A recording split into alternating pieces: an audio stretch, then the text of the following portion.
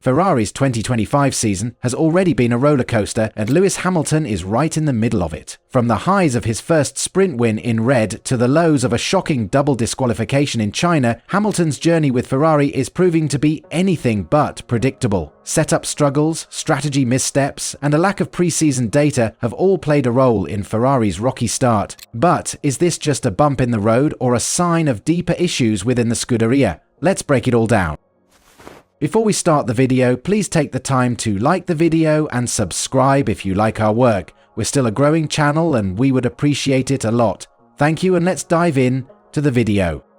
Just 31 days into his Ferrari journey, Lewis Hamilton has already experienced the full spectrum of emotions that come with driving for the prancing horse. The highs, the lows, and the head-scratching "did that really just happen?" moments. Ferrari is no stranger to the extremes of Formula One. One moment they're celebrating history, the next they're questioning their own strategic decisions. And in just 2 races, Hamilton has felt every bit of that iconic Ferrari rollercoaster ride. It all began in Bahrain, where Hamilton took his first official laps in the SF25. A promising start, but as Ferrari has taught us time and time again, expectations can often exceed reality. By the end of testing, it was clear Ferrari's claims of finding half a second in performance were optimistic at best. The car, fast but not dominant. The season, already shaping up to be a challenge. Then came Melbourne, a historic race debut in red, the eyes of the world on the 7-time world champion, but instead of headlines celebrating his arrival, the talk of the paddock, radio messages. Hamilton's back and forth with the team sparked debate. Was he being difficult, or was this just normal race day communication? Either way, the Australian GP was a weekend to forget. A P10 finish, no real pace, no real hope. But fast forward to Shanghai and the narrative flips. From struggling for pace to pole position in the sprint, Hamilton shocked even himself, calling it gobsmacking to see the number 1 on his Ferrari. A day later, he turned that pole into a sprint victory. The media, the fans, even the critics all suddenly back on the Hamilton hype train, and just like that, Ferrari was riding high. But Ferrari, as history shows, never lets a high last for too long.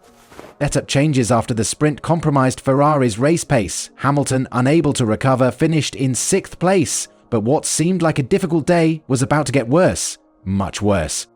The post-race scrutineering results dropped disqualification for Hamilton, excessive wear to the skid blocks on his SF25, and if that wasn't enough, Ferrari had made a completely different mistake on Charles Leclerc's car. The Monegasque SF25 was underweight.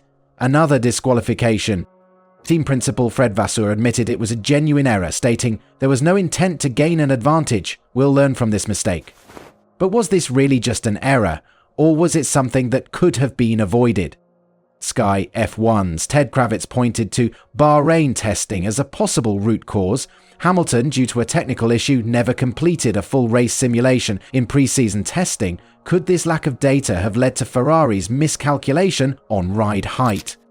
Regardless of the cause, the damage is done. Ferrari, expected to be a top contender, now sits 5th in the constructors' standings, level with Williams, and already 61 points behind McLaren. Not an ideal start for the team or for Hamilton. And let's not forget, this isn't Hamilton's first experience with a post-race disqualification for excessive skid block wear. Just 18 months ago at the 2023 United States Grand Prix, he suffered the same fate while driving for Mercedes. That time he lost a hard-earned 2nd place finish. This time he lost even more: momentum, trust in the team's execution, and crucial championship points. What's next for Ferrari? The pressure is mounting. They need answers, and they need them fast. The Italian media, known for its ruthless scrutiny, is already demanding changes. Some question whether Ferrari's leadership is strong enough to steer the ship back on course. Others wonder if Hamilton himself is regretting his decision to leave Mercedes for a team that has, historically, been its own worst enemy.